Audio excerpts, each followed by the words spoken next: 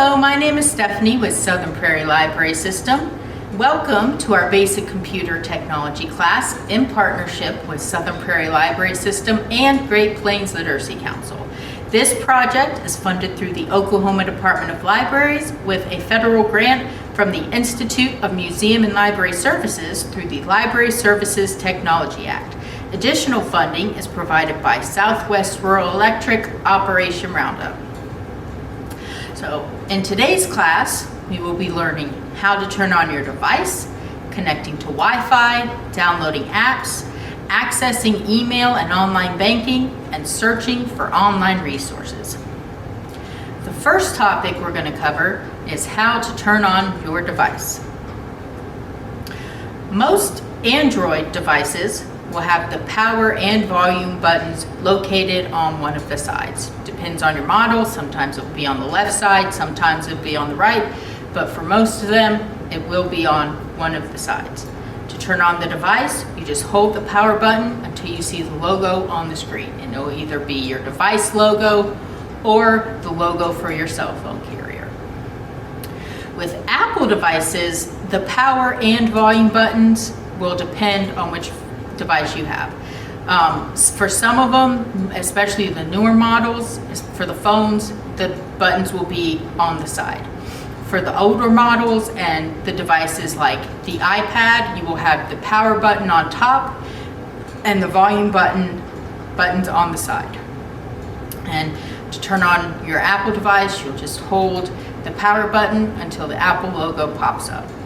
And then for a laptop, your power buttons are located at the top of the keyboard. Sometimes they'll be on the left side at the top, sometimes they'll be on the right. It really, again, depends on your device. And for the computer, you just have to push the button. You don't have to hold it for a certain amount of seconds. All right, next we are going to cover connecting to Wi-Fi. We are going to start with Android devices.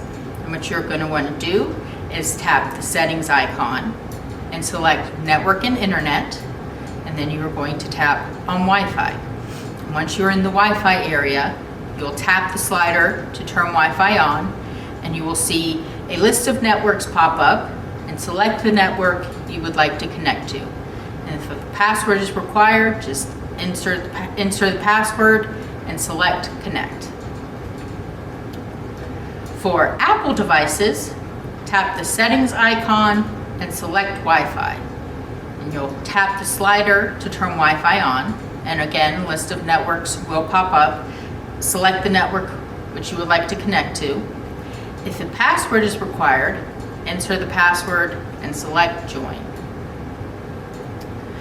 Now, for connecting on a Windows computer, at the bottom right corner of the screen, you will see all your icons, and the one you're going to want to click on is the globe icon.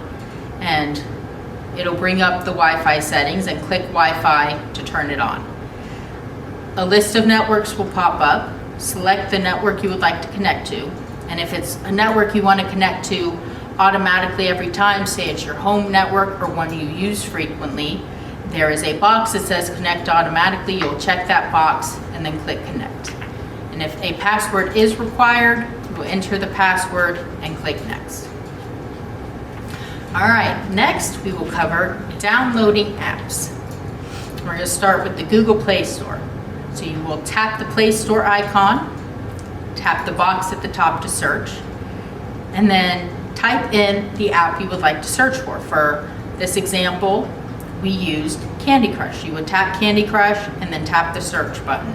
And then it should be the first one that pops up, and then select the app, and then tap the install button, and it will install it. For downloading apps in the Apple App Store, tap the App Store icon, and at the bottom right, you should see the search icon, and you will tap that.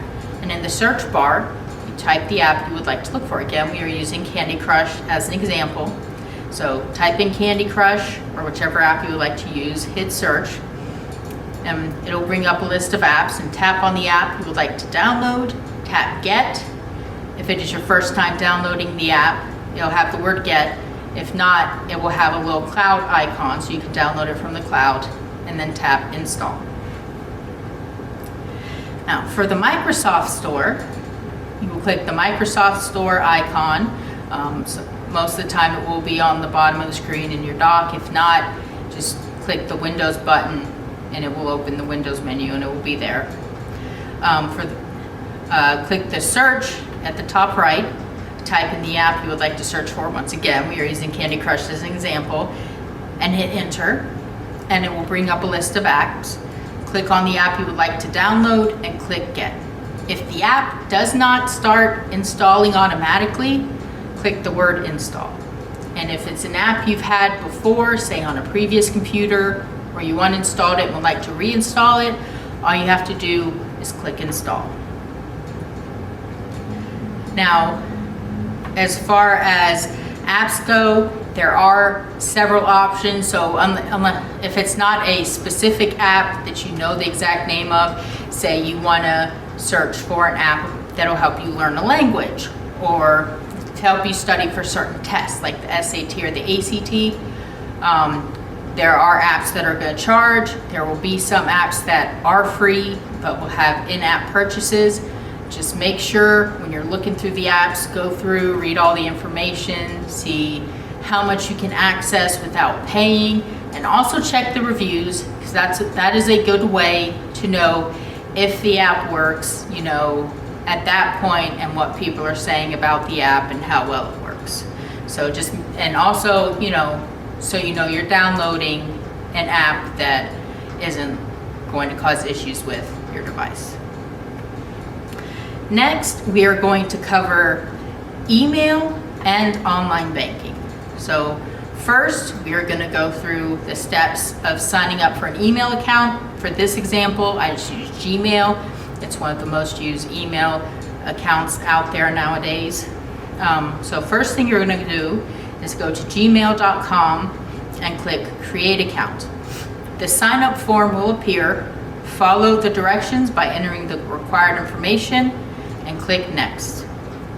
The next screen is going to ask you to enter your phone number, so you will enter that and click Next to verify your account. Google uses a two-step verification process for your security to make sure someone isn't trying to sign up for an account under your name.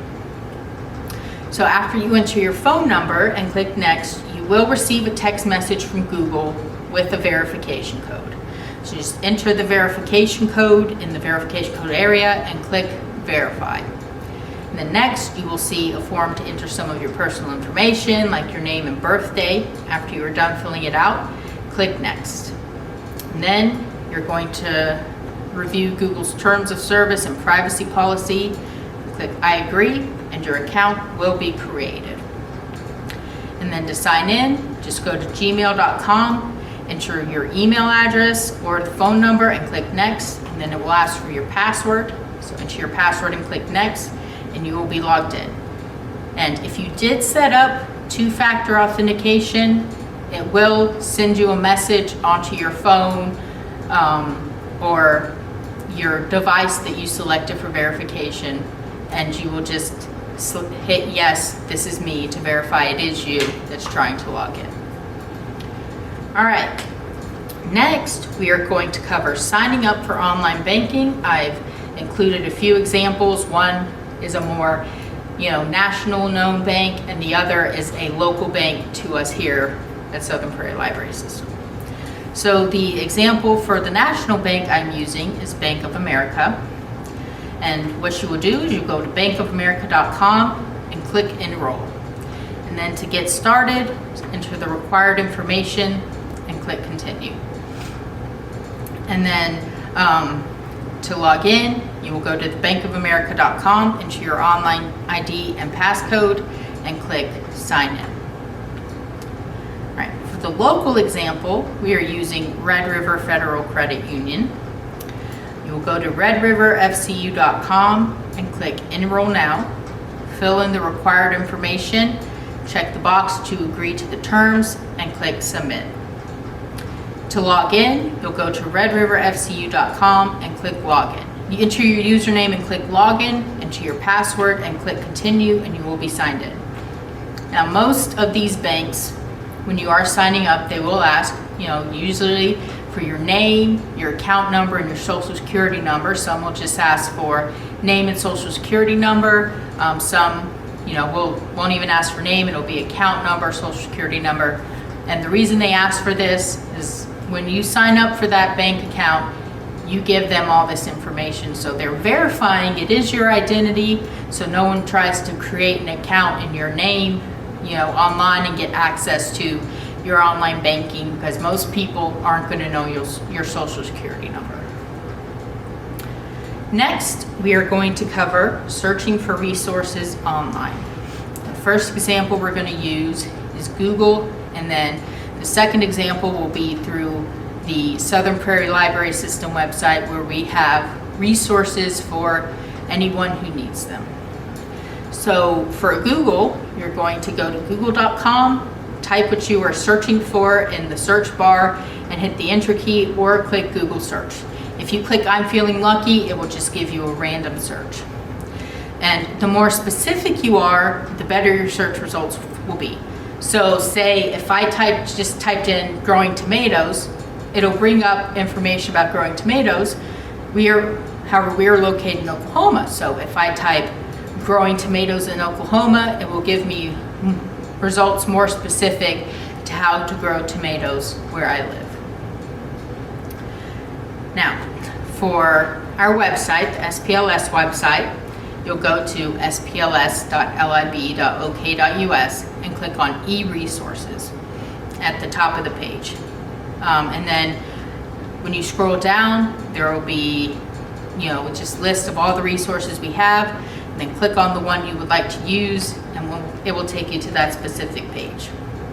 So I'm going to just show you an example right now of our website and the resources we have available. So if you click on e-resources, it will take you to this page, and you can see on here EBSCO, Digital Prairie, Small Business Reference, there's DIY and repair, of course, online learning, driver's manual, Mango languages, of course, BrainFuse, which is good for working on your resume, and to help you find jobs. Thank you for joining me for the basic computer technology class today. We do have a brief survey in the description if you would like to fill it out. It should only take about a minute. And if you have any suggestions for future classes or anything you'd like to see, or any questions about what I covered today, just leave them in the comments and we will do our best to answer. Thank you.